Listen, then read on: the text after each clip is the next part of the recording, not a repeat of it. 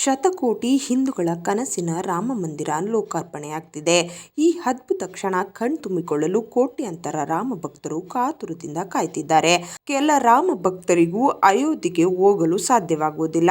ಹಾಗಾಗಿ ಇಲ್ಲೊಂದು ಕಡೆ ತಮ್ಮೂರಿನಲ್ಲೇ ವಿಭಿನ್ನವಾಗಿ ಅಯೋಧ್ಯೆ ರಾಮ ಮಂದಿರ ನಿರ್ಮಿಸಿದ್ದಾರೆ. ಕರ್ನಾಟಕ ರಾಜ್ಯದ ಕೊಪ್ಪಳದಲ್ಲಿಯೇ ಅಯೋಧ್ಯೆ ಮಾದರಿಯ ರಾಮ ಮಂದಿರ ನಿರ್ಮಾಣವಾಗಿದೆ. ಹೌದು, ಈ ರಾಮ ಮಂದಿರ ನಿರ್ಮಾಣವಾಗಿದ್ದು ಕಲ್ಲು ಮಣ್ಣಿನಿಂದ ಅಲ್ಲ. ಇದು ನಿರ್ಮಾಣವಾಗಿರುವುದು ರೈತರು ಬೆಳೆದ ಮೆಕ್ಕೆಜೋಳದ ತೆನೆಯಲ್ಲಿ. ಹೌದು, ಕೊಪ್ಪಳ ತಾಲೂಕಿನ ಹೋಜನಹಳ್ಳಿ ಗ್ರಾಮದ ರೈತರು ಬೆಳೆದ ಮೆಕ್ಕೆಜೋಳದ ತೆನೆಯನ್ನ ಬಳಸಿ ಅಯೋಧ್ಯೆ ಮಾದರಿಯ ರಾಮ ಮಂದಿರವನ್ನ ನಿರ್ಮಿಸಲಾಗಿದೆ. ಜನವರಿ 22ರಂದು ಅಯೋಧ್ಯೆಗೆ ಹೋಗಿ ರಾಮ ಮಂದಿರ ನೋಡೋಕೆ ಹಳ್ಳಿಯ ಜನರಿಗೆ, ರೈತರಿಗೆ ಆಗಲ್ಲ. ಹೀಗಾಗಿ ರೈತರೇ ತಾವು ಬೆಳೆದ ಮೆಕ್ಕೆಜೋಳದ ತೆನೆಯನ್ನ ಬಳಸಿ ರಾಮ ಮಂದಿರ ನಿರ್ಮಿಸಿದ್ದಾರೆ.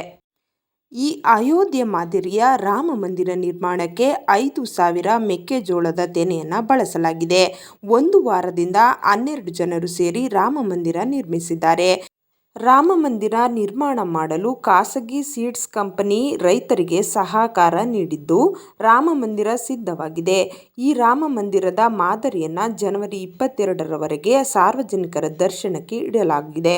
ಇಲ್ಲಿಂದಲೇ ಅಯೋಧ್ಯೆಯ ರಾಮ ಮಂದಿರದ ದರ್ಶನವನ್ನು ಹಳ್ಳಿಯ ರೈತರು ಕಣ್ತುಂಬಿಕೊಳ್ಳಲು ಅವಕಾಶ ಮಾಡಿಕೊಡಲಾಗಿದೆ. ಸದ್ಯ ಈಗಾಗಲೇ ಈ ರಾಮ ಮಂದಿರ ದರ್ಶನ ಪಡೆಯಲು ಸುತ್ತಮುತ್ತಲಿನ ಗ್ರಾಮಸ್ಥರು, ರೈತರು ಆಗಮಿಸುತ್ತಿದ್ದಾರೆ. ಸದ್ಯ ರೈತರ ಫಸಲಿನಿಂದ ನಿರ್ಮಾಣವಾಗಿರುವ ಈ ಶ್ರೀರಾಮ ಮಂದಿರ ಎಲ್ಲರ ಕಣ್ಮನ ಸೆಳೆದಿದೆ.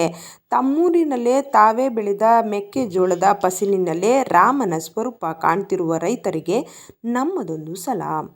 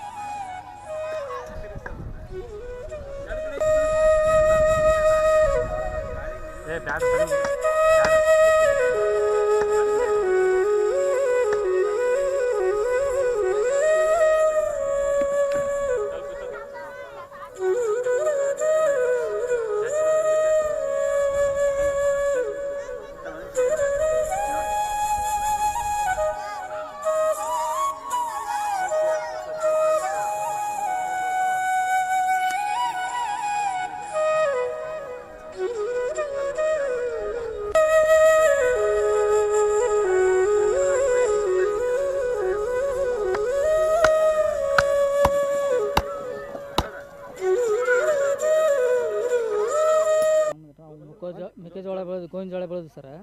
ಈಗ ರಾಮ ಮಂದಿರ ಅಲ್ಲಿ ಉದ್ಘಾಟನೆ 22ನೇ ತಾರೀಕಿಗೆ ಆಗತ್ತೆ. ಅಲ್ಲಿ ಹೋಗಕ್ಕೆ ಎಲ್ಲ ಹಳ್ಳಿ ಜನಕ್ಕೆ ಆಗಲ್ಲ. ಈಗ ನಾವು ಗೋವಿನ ಜೋಳದಿಂದ ಕಂಪ್ನಿಯವ್ರು ಬಂದು ನಮ್ಗೆ ಇದು ಮಾಡಿ ಒಂದು 5,000 ತೆಗೆ ತೊಗೊಂಡು ರಾಮ ಮಂದಿರನ ಕಟ್ಟ್ಯಾರ. ಈಗ ಸುತ್ತಲೂ ಹಳ್ಳಿಯವರು ಬಂದು ನಮಗೆಲ್ಲ ರಾಮ ಮಂದಿರನ ಇಲ್ಲೇ ಇದು ಮಾಡ್ತೀವಿ ಅಂತಂದು ನಾವು ಇದು ಮಾಡಿವಿ ಸರ್. ಈಗ ಅಲ್ಲಿ ಹೋಗಿ ನಮಗೆ ಮಾಡೋದಾಗಲ್ಲ ರೀ, ಹಳ್ಳಿ ಜನರು ಹೋಗೋದಾಗಲ್ಲ ಅಷ್ಟು ದೂರ. ಈಗ ನಾವು ಇಲ್ಲೇ ನೋಡಿ ಅಂತಂದು ರಾಮ ಮಂದಿರದ ಒಂದು ಇದನ್ನು ಖಾಸಗಿ ಕಂಪ್ನಿಯವ್ರು ಬಂದು ನಮ್ಗೆ ಅಗದಿ ಸವಲತ್ತು ಕೊಟ್ರು ಅವರು. ಅವರಿಂದ ನಾವು ಎಲ್ಲ ಇದನ್ನು ರೆಡಿ ಮಾಡಿ ರಾಮ ಮಂದಿರನ ನಿರ್ಮಾಣ ಮಾಡಿವಿ ಸರ್. ಇದು ಒಂದು ವಾರ ಆಯ್ತು ಸರ್. ಈಗ 8 ದಿನ ಆಯ್ತು ಸರ್ ಮಾಡೋಕ್ಕೆ. 10 ದಿನ ಕಾಯಂ ಮಾಡೋದು. ನಮಗೆ ಒಂದು 5,000 ತೆನೆ ಹೋಗಿತ್ತು ಸರ್. 5,000 ತೆನೆ ಹೋಗಿತ್ತು ಒಟ್ಟು. ಇಷ್ಟಂತೂ ಇಲ್ಲ ಮಾಡಿ ನೋಡಿ ಸರ್ ಇದು ನಾವು ಒಂದು 10-15 ಮಂದಿ ಬಿಡೋರು ಖುಷಿ ಅದ ನಿಮ್ಗೆ? ನಮಗೆ ಸದ್ಯ ಖುಷಿ ಐತ್ರಿ ಇದೆಲ್ಲ ಮಾಡೋದಕ್ಕೆ ನಮಗೆ ಭಾಳ ಖುಷಿ ಐತ್ರಿ ಈಗ. ಅಂದ್ರೆ ಸುತ್ತಮುತ್ತ ಹಳ್ಳಿಯವರೆಲ್ಲ ಬಂದು ಸುತ್ತಮುತ್ತ ಎಲ್ಲರೂ ಬಂದು ನೋಡ್ತಾರೆ, ಸುತ್ತಲೂ 10 ಹಳ್ಳಿಯರು ಬಂದು ಎಲ್ಲ ನೋಡ್ತಾರೆ ಸರ್. ಹಾಂ ಸುತ್ತಲೂ 10 ಹಳ್ಳಿಯರು ಎಲ್ಲರೂ ಬಂದು ಇದನ್ನ ಮಾಡಿದ್ಕೆ ನಮ್ಗೆ ಅಲ್ಲಿ ಹೋಗೋದಲ್ಲಿ ಮಾಡಿದ್ಕೆ ಅತಿ ಉಪಯೋಗ ಆಯ್ತು, ಚಲೋ ಆಯ್ತು ಅಂತಂದು ಎಲ್ಲ ಇಲ್ಲೇ ಬಂದು ನೋಡ್ತಾರೆ. ಈ ರೀತಿಯಾಗಿ ವಿಭಿನ್ನವಾಗಿ ಹಾಂ, ಇದು ಮೆಕ್ಕೆಜೋಳದ್ದು ಅಗ್ದು ಇದಾಗಿ ಅವ್ರು ಕಾಶಿ ಕಂಪ್ನಿಯವ್ರು ಬಂದು ಮೆಕ್ಕೆಜೋಳ ಕಂಪ್ನಿಯವ್ರು ಬಂದು ನಮಗೆಲ್ಲ ಸಪೋರ್ಟ್ ಕೊಟ್ಟು ಮಾಡಿರಿ ಅಂತ ನಾವು ಎಲ್ಲ ರೆಡಿ ಮಾಡಿಸಿ ಅವ್ರಿಗೆಲ್ಲ ಇದು ಮಾಡಿರಿ. ರಾಮ ಮಂದಿರದ ಇದು ಟೈಪ್ ಮಾಡೋಣ ಮಾಡಿದ ಸುತ್ತಲ ಹಳ್ಳಿಗೆ ನಮ್ಗೆ ಅಲ್ಲಿ ಹೋಗೋದಾಗಲ್ಲ ದೂರ, ಇಲ್ಲಿ ಬಂದು ನಾವು ಅಗ್ದಿ ಇದು ಮಾಡಲಿ ಅಂತಂದು ಸುತ್ತಲ ಹಳ್ಳಿಯರು ಬಂದು ಎಲ್ಲರೂ ನೋಡ್ಕೊಂಡು ಹೋಗ್ತಾರೆ. ಸೊ ಎಲ್ಲರಿಗೂ ಜೈ ಶ್ರೀರಾಮ್. ಸೊ ಇವತ್ತಿನ ಒಂದು ಈ ಕಾರ್ಯಕ್ರಮದ ಉದ್ದೇಶ ಏನಿಲ್ಲ, ಈಗ ನಮ್ಮ 500 ವರ್ಷಗಳ ಹೋರಾಟದ ಒಂದು ಪ್ರತಿಫಲದಿಂದ ಇವತ್ತು ಜನವರಿ 22ನೇ ತಾರೀಕು ಅಯೋಧ್ಯೆಯಲ್ಲಿ ರಾಮ ಮಂದಿರ ಪ್ರತಿಷ್ಠಾಪನೆ ಆಗ್ತಾ ಇರೋದರಿಂದ ಎಲ್ಲರೂ ಅಯೋಧ್ಯೆಗೆ ಹೋಗಿ ರಾಮ ಮಂದಿರ ದರ್ಶನ ಮಾಡೋಕ್ಕಾಗಲ್ಲ ಅಂತ ತಿಳ್ಕೊಂಡು ಆ ಒಂದು ದರ್ಶನದ ಭಾಗ್ಯವನ್ನು ನಮ್ಮ ಈ ಒಂದು ಮೆಕ್ಕೆಜೋಳ ಕ್ಷೇತ್ರೋತ್ಸವದ ಮುಖಾಂತರ ಎಲ್ಲ ರೈತ ಬಾಂಧವರಿಗೆ ಅಥವಾ ಎಲ್ಲವೂ ಸುತ್ತಮುತ್ತಲ ಗ್ರಾಮದ ಜನರಿಗೆ ಒಂದು ರಾಮ ಮಂದಿರದ ದರ್ಶನ ಆಗಲಿ ಅಂತ ತಿಳ್ಕೊಂಡು ಇವತ್ತು ಮೆಕ್ಕೆಜೋಳದಲ್ಲಿ ನಾವು ಸತತವಾಗಿ ಒಂದು ವಾರದಿಂದ ಈ ಕಾರ್ಯಕ್ರಮವನ್ನು ಪ್ರಾರಂಭ ಮಾಡಿದ್ವಿ. ನಿನ್ನೆನೂ ಕೂಡ ಇದೇ ರೀತಿಯಾದ ಒಂದು ದೊಡ್ಡ ಕಾರ್ಯಕ್ರಮ ಹಗರಿಬೊಮ್ಮನಹಳ್ಳಿಯಲ್ಲಿ ಮಾಡಿದ್ವಿ. ಇವತ್ತು ಈ ಕೊಪ್ಪಳ ಜಿಲ್ಲೆ ಓಜನಹಳ್ಳಿ ಗ್ರಾಮದಲ್ಲಿ ಮಾಡ್ತಾಯಿದ್ದೀವಿ. ಈ ಒಂದು ಕಾರ್ಯಕ್ರಮಕ್ಕೆ ಸುಮಾರು ಒಂದು ವಾರದಿಂದ ನಮ್ಮ 12 ಸಿಬ್ಬಂದಿಗಳು 4 ಜನ ಮ್ಯಾನೇಜರ್ ಕೂಡಿ ಕೆಲಸ ಮಾಡ್ತಾಯಿದ್ದೀವಿ. ಈ ಒಂದು ಕಾರ್ಯಕ್ರಮ ಮಾಡಲಿಕ್ಕೆ ಸುಮಾರು ಈಗ ಏನಿಲ್ಲ ಅಂದ್ರೆ ಒಂದು 2,000ರಿಂದ 3,000 ತೆನೆಗಳನ್ನು ತೊಗೊಂಬಂದು ನಾವು ಈ ಒಂದು ಕಾರ್ಯಕ್ರಮ ಮಾಡಿದ್ವಿ. ಕಾರ್ಯಕ್ರಮ ಮಾಡೋಕ್ಕಿಂತ ಮುಂಚಿತವಾಗಿ ಸಾಕಷ್ಟು ಚರ್ಚೆ ಮಾಡಿ ಯಾವ ರೀತಿ ಮಾಡಬೇಕು, ಇನ್ನು ರಾಮ ಪ್ರತಿಷ್ಠಾಪನೆ ಆಗಿಲ್ಲ, ನಾವು ಈಗ ಹೆಂಗೆ ಮಾಡಿದರೆ ಹೆಂಗೆ ಅಂತೇಳಿ ಸಾಕಷ್ಟು ಆಲೋಚನೆ ಮಾಡಿದ್ವಿ. ನಾವು ಯಾಕಂದರೆ ಇಲ್ಲ ಯಾವುದೇ ಮೂರ್ತಿಯನ್ನು ಪ್ರತಿಷ್ಠಾಪನೆ ಮಾಡ್ತಾ ಇಲ್ಲ, ಕಾರಣ ಆ ಒಂದು ಬರೀ ಕೇವಲ ರಾಮನ ಒಂದು ಚಿತ್ರ ಇಟ್ಟುಕೊಂಡು ನಾವು ಒಂದು ಕಾರ್ಯಕ್ರಮ ಮಾಡ್ತಾ ಇರೋದ್ರಿಂದ ಮಾಡ್ಬೋದು ಅಂತ ಕೆಲವರು ತಿಳಿದವರು ಹೇಳಿದರು. ಆ ಒಂದು ಕಾರಣದಿಂದ ಈ ಒಂದು ಕಾನ್ಸೆಪ್ಟನ್ನು ಇಟ್ಕೊಂಡು ನಾವು ರಾಮ ಮಂದಿರವನ್ನು ಮಾಡಿದ್ದೀವಿ. ಸೊ ಅದೇ ನಮ್ಮ ಭಾಗ್ಯ ಮತ್ತು ನಾವು ಇಷ್ಟು ಜನಕ್ಕೆ ನಾವು ಒಂದು ದರ್ಶನದ ಭಾಗ್ಯವನ್ನು ಕಲ್ಪಿಸಿಕೊಟ್ಟು ಅನ್ನೋದು ಒಂದೇ ಒಂದು ಪುಣ್ಯದ ಕೆಲಸ.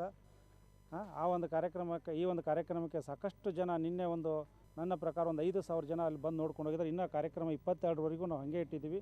ಇದನ್ನು ಕೂಡ ಅವರು ಜಮೀನಿನ ಮಾಲೀಕರು ಬೇಡ್ಕೊಂಡಿದ್ದೀವಿ. ಅವರು ಕೂಡ 22ರವರೆಗೂ ರಾಮ ಪ್ರತಿಷ್ಠಾಪನೆವರೆಗೆ ಇಟ್ಟರೆ ಭಾಳ ಒಳ್ಳೆಯ ಕೆಲಸ. ಯಾಕಂದರೆ ಇಂಥ ಒಂದು ಕಾರ್ಯಕ್ರಮ, ಅದ್ಭುತ ಕಾರ್ಯಕ್ರಮ ಅಲ್ಲಿ ನಡೆದ್ರೆ ನಮ್ಮ ಸಮಾಜ ಮತ್ತು ನಮ್ಮ ಧರ್ಮ ಉಳಿತದೆ ಅನ್ನೋ ಒಂದು ಭಾಗ್ಯದಿಂದ ಒಂದು ಕಾರ್ಯಕ್ರಮದಿಂದ ಉದ್ದೇಶ ಇಟ್ಕೊಂಡು ನಾವು ಇಂಥ ಕಾರ್ಯಕ್ರಮ ಮಾಡಿದ್ವಿ.